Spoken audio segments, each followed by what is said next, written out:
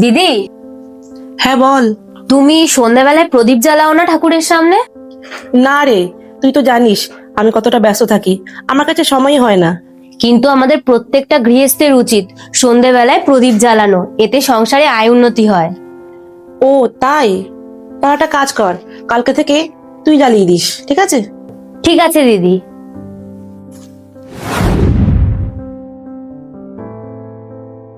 ঠিক আছে, তুই একটু বস, আমি আসছি।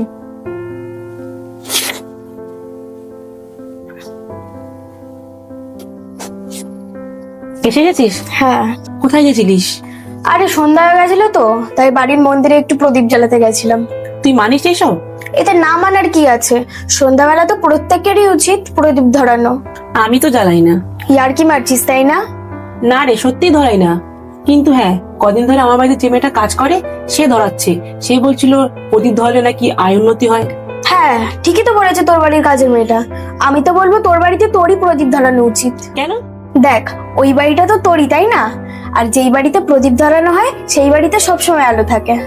আমি এসব কিছুই বিশ্বাস করি না।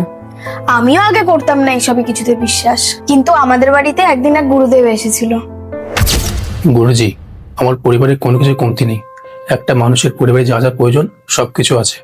তাও না আমার মনে একটা অস্থিরতা কাজ করে, মনে কোনো সুখ নেই। কেন জানি না গুরুদেব, আমাদের দুজনের মধ্যে বিনা কারণে ঝগড়া লেগেই থাকে। কেন জানি না এরকম হচ্ছে, আমরা একে অপরকে একদম সহ্যই করতে পারি না। গুরুদেব, এবার আপনিই বলুন আমাদের মধ্যে এটা কেন হচ্ছে। তুমি একদম ঠিক বলেছো। তোমার পুরো বাড়িটা অন্ধকারে ভরে উঠেছে। তোমাদের তো দেখছি ভগবানের সাথে কোনো সম্পর্কই নেই।